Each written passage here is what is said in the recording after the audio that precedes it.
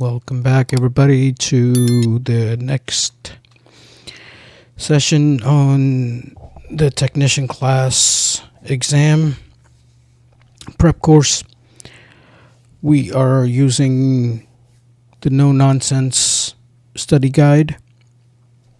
The link for where you can get the study guide is going to be in the description, along with the timestamps and everything to make it a lot easier to navigate through the videos. So we are on operating controls today. To properly operate a transceiver, you need to know how to use the controls. Perhaps the most important transmitter control is the microphone gain. Setting the microphone gain too high will result in distorted audio. So T4B01, what is the effect of excessive microphone gain on SSB transmission? Distorted audio. So you also need to know how to properly set the operating frequency of your transceiver. One reason for this is that setting the frequency of an FM receiver above or below a frequency will result in distorted audio. So for example, if you're trying to get a hold of somebody on the FM simplex channel 146.520, and you have your frequency set at 146.521, your audio is not going to be that clear to the other person, and their audio is not going to be that clear to you as well, because you're off frequency a little bit. So T4B12, what is the result of tuning an FM receiver above or below a frequencies below a signal's frequency? Distortion of the signal's audio. Many modern transceivers will allow you to set the operating frequency in several different ways. Punching in via a number on a keypad, rotating the VFO knob, and sorting it in a memory channel and then recalling it back for quick access. So T4B02, which of the following can be used to enter a transceiver's operating frequency? The keypad or the VFO knob. T4B04, what is a way to enable quick access to a favorite frequency or channel on your transceiver? Store it in a memory channel. Transceivers that allow you to store frequencies in memory often have the ability to step through those frequencies one at a time, stopping when a signal is received. This is called scanning. And that allows you to tune through a range of frequencies to check for activity. Now that is not just for the channels and the frequencies you have stored in your memory bank, but you can do it on your VFO also. Okay, through every single frequency that is available to you on your radio. So T4B05, what does the scanning function of an FM receiver do? Tunes through a range of frequency to check for activity. Common receiver control on VHF, UHF transceivers is the squelch control.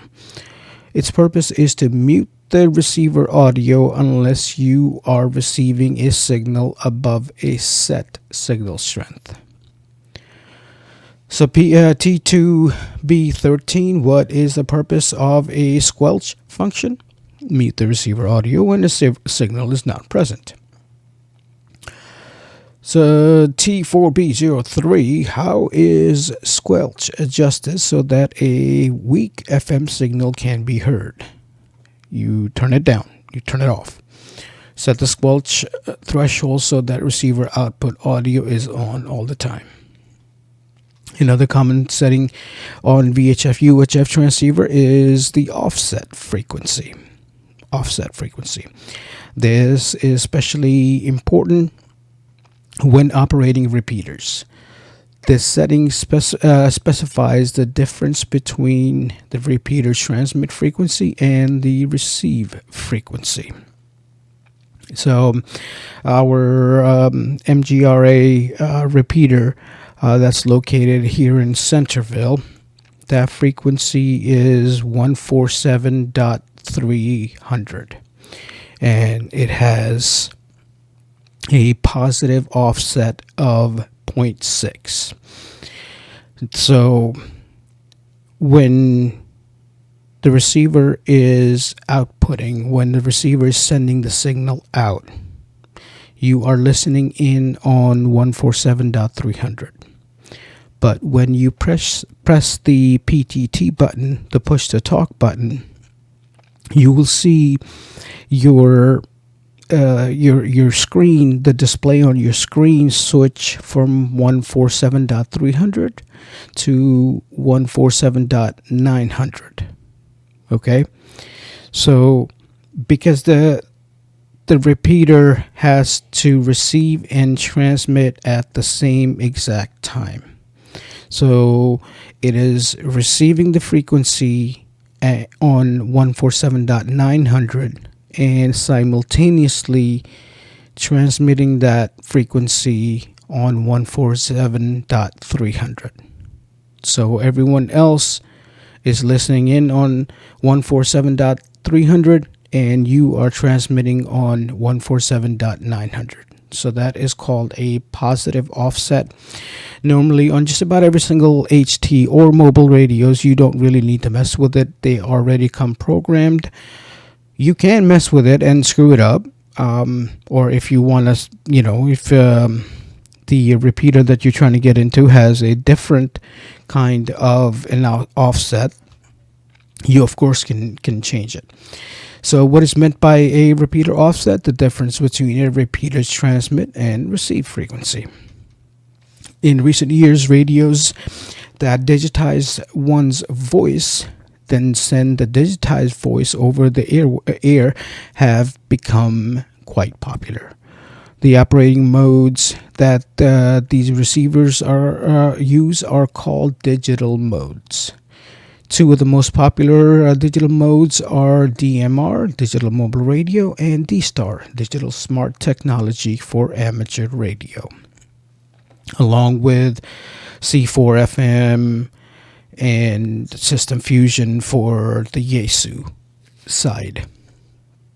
So one of these digital modes are so popular that the digitized voice information can not only be transmitted over the air, but also over the internet. So to connect to other radio amateurs over the internet, digital mode radios can use a repeater that is connected to the internet or a digital mode hotspot that connect to the internet via a personal computer or smartphone with an internet connection. So Shark FM makes this beautiful piece of little equipment called an open spot. I believe they are on the 4th version right now, OpenSpot 4. And it's a tiny little rectangular kind of a box that fits in the palm of your hand. And you connect that to your phone. And you give it internet through your phone. And you connect your digital radio. It has to be a digital radio. You connect your radio to the open spot, and the open spot is connected to your phone, which is then connected to the internet, of course. And you can pretty much talk all around the world with those three things. All right.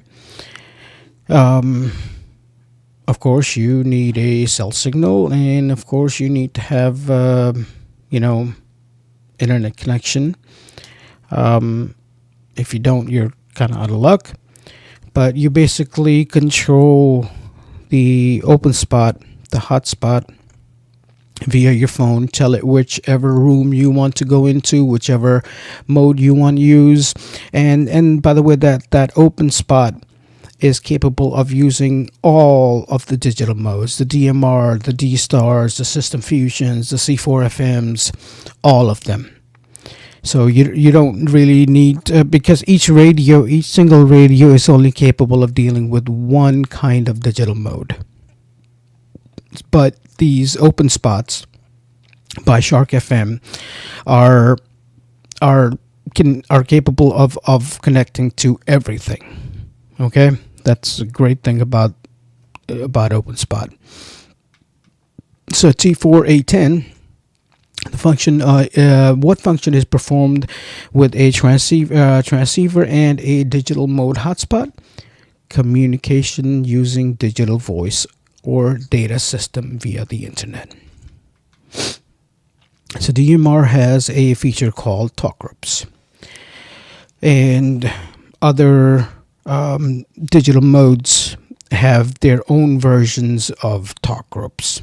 Okay, talk groups are virtual channels, and when you access a talk group, your signal is routed to other radio amateurs who have also accessed that talk group, no matter where in the world they are. To use this frequency, you must program your radio to properly access repeaters and talk groups. This programming information is contained in a DMR radio's code plug. So all the information that you need, is going to have to be put into a code plug and then uploaded onto your radio. And that is a fairly complicated thing, but it's not impossible. It's not really that difficult, but it does get a little complicated. So, you really need to know what you're doing, but it's really not that difficult to figure that out. So T8D02, what is a talk group on a digital repeater? A way for groups of users to share a channel at different times without hearing other users on the channel. So T2B07, how can you join a digital repeaters talk group? Program your radio with group's ID or code. So each talk group, each room has its own ID. You got to know the ID and have it programmed in your code plug, and you should be good to go. So what does a DMR code plug contain? Access information for repeaters and talk groups. T4B09, how is a specific group of stations selected on a digital voice transceiver? By entering the group's identification code. One of the bits of information that you enter into a code plug is the code color. T2B12, what is the purpose of a color code used on DMR repeater system? Must match the repeater color code for access. Part of the information sent when you use a digital voice transceiver, be it a DMR or D-Star radio, is your call sign. It goes the same for C4FM and System Fusion and just about any other digital mode there is out there. And before you use a radio, you must program the radio with your call sign. So each digital radio, whether it be an HT, a handy talkie, or a mobile radio, in order for you to even start transmitting, when you turn it on for the first time, it's going to ask you for your call sign. Okay, that's the very first thing it's going to ask you. You cannot operate a digital radio, without inputting your call sign. So which of the following must be programmed into a D-Star digital transceiver before transmitting? Of course, your call sign. Transceivers may have many controls not found on UHF FM transceivers.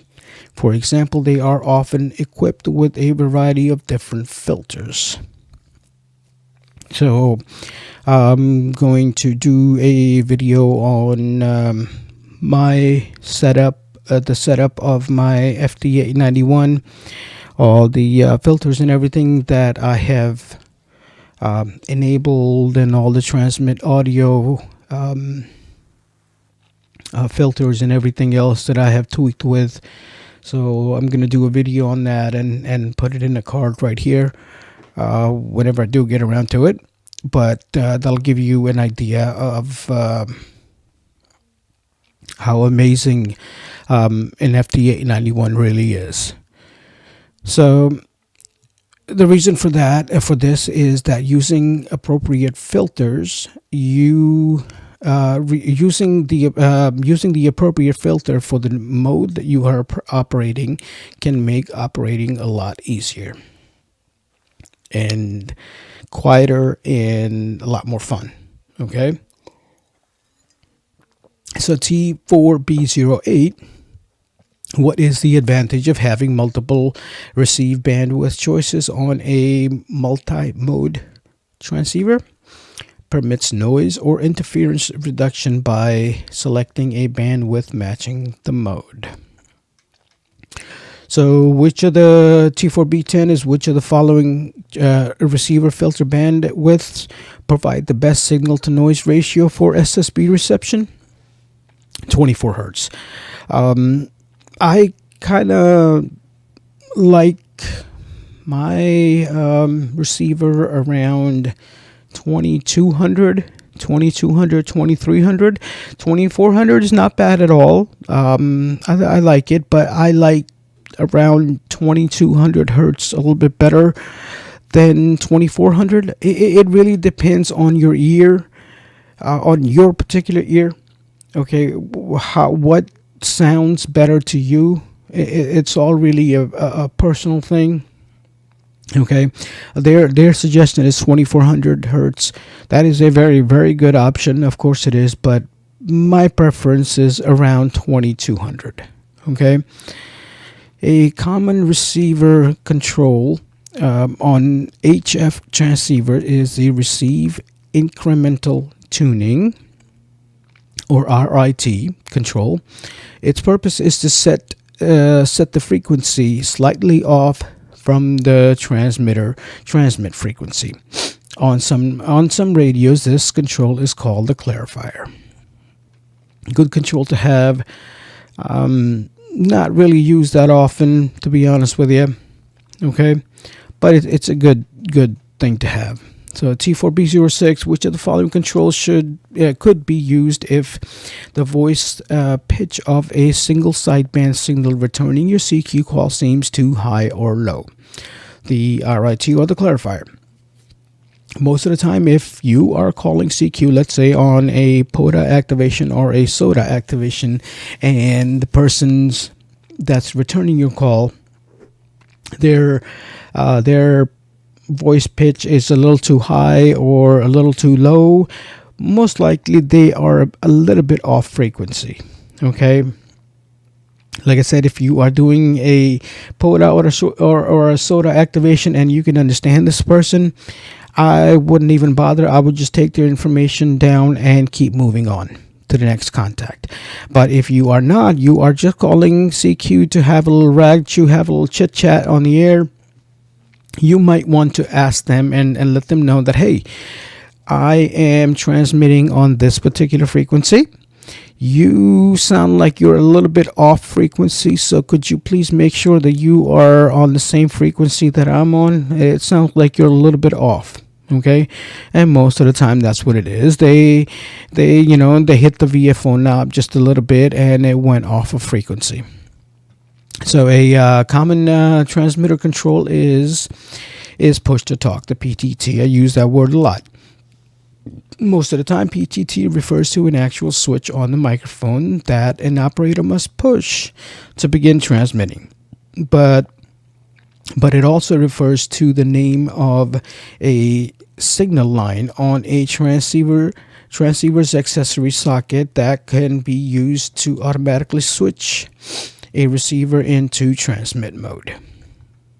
So the function of a transceiver's PTT input: switch transceiver from receive to transmit when grounded. Okay. So the next section is going to be station equipment: receivers, transmitters, transceivers, and transverters. So in the early days of radio amateurs used separate receivers and transmitter units. Nowadays, however, most units that combine functions both as the transmitter and receivers. These units are called transceivers, transmitters and receivers. So what is a transceiver? A device that combines receiving and transmitting. Often HF transceivers are used with devices called transverters that convert signals from an HF receiver to the VHF, UHF, and even microwave bands. Transverters take the output of an HF transceiver, normally set to 10 meter, 28 megahertz band, and output a VHF, UHF, or microwave signal. Conversely, they receive a VHF or microwave signal and output a signal in the 10 meter band that is demodulated by the HF receiver. So T7806, what device converts the RF input and output of a transceiver to another band? That is a transverter. Many, if not most, new amateurs buy a handheld transceiver called an HT. HT is handy talkie. That's what it stands for, as their first transceiver. One of the disadvantages of a handheld transceiver is that the minimum output power is generally only 5 watts, and because of this, they have a limited range. So, and to be honest with you, if you got something that is right next to your head, okay, like an HT normally is right next to your head when you're transmitting, you really don't want anything more than 5 watts. All right. It's not a good practice to have, very powerful transmitting right next to your head. Okay. So 5 watts is more than enough for an HT that's going to be right next to your head. All right. So to get around this limitation, you can use an RF amplifier to boost the power, or just buy a mobile radio that is designed for 50 watts. Okay, that's going to get you out a lot further, and you're not going to have to deal with the power on your HT. You're not going to have to worry about powering your amplifier. Okay, we're just talking about HT communications right now. Okay, we're not talking about home base stations. So, on an HT, especially if you're walking around, you don't want to be lugging an amplifier with you. Okay, you're walking. You just deal with what you got.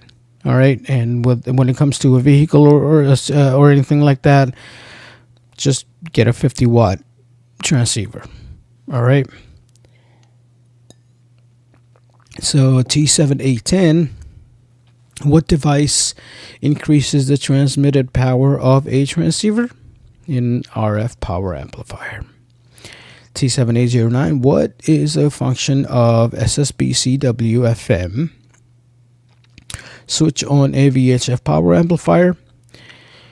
Set the power amplifier for proper operation in the selected mode. So each power amplifiers are designed for a specific mode of operation. All right. Honestly, CW, you really don't need amplification on CW. CW is the most efficient and the most efficient way of communication there is. Remember, CW stands for continuous wave, Morse code.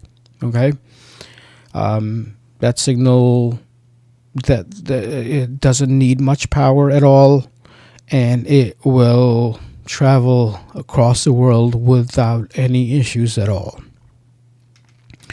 So when talking about a transceiver's specifications, we still refer to its receiver and transmitter.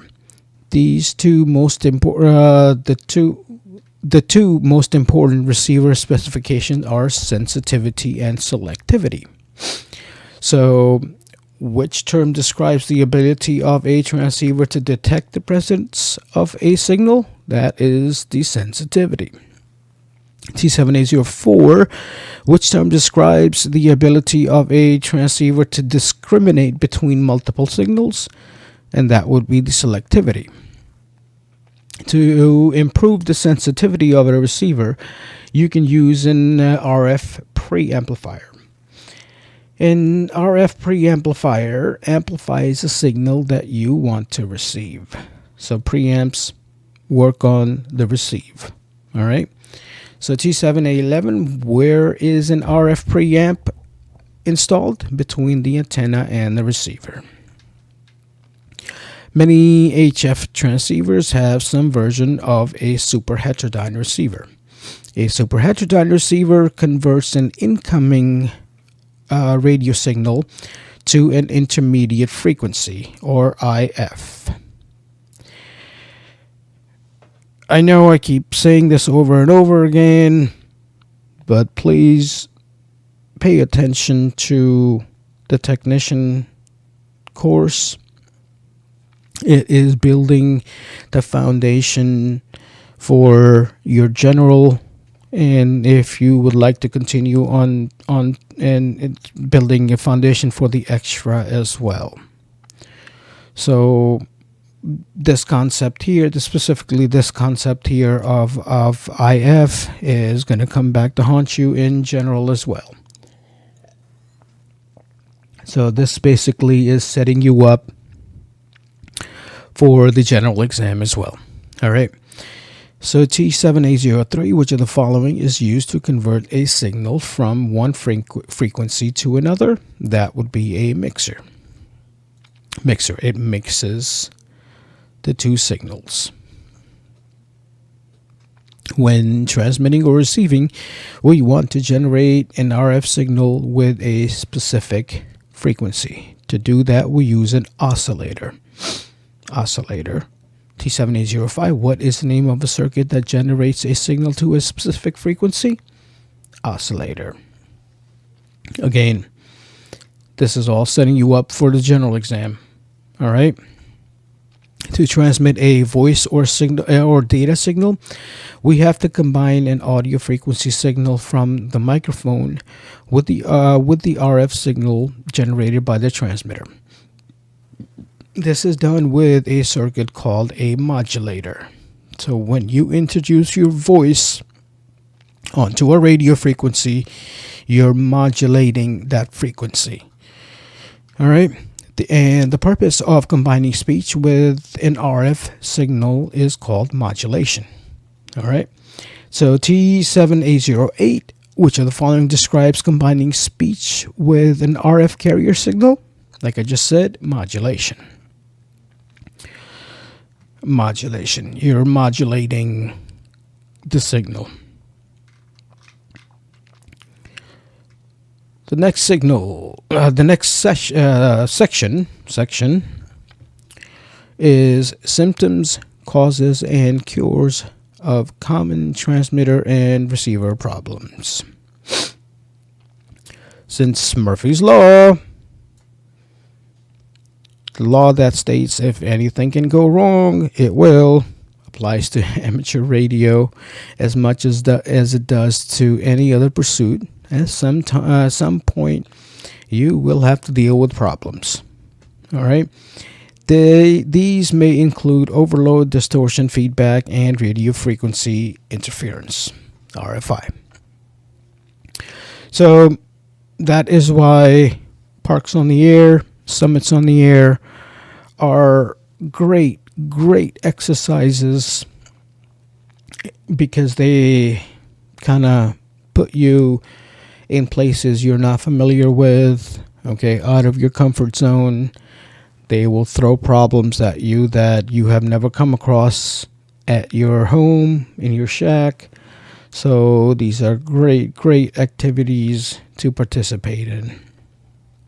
It makes you a better operator, to be honest with you. So T7B03, which of the following can cause radio frequency interference? All of them. Fundamental overload, harmonics, spurious emissions. Any of these could cause interference to TV sets or radio or even your computer speakers. And you will want to take steps to find and eliminate that interference. The first thing that you should do if your neighbor complains about interference is to make sure that your station is functioning properly by making sure that your transmission do not cause interference to your own radios or televisions. So T7B06, which of the following actions should you take if a neighbor tells you that your station's transmissions are interfering with their radio or TV reception?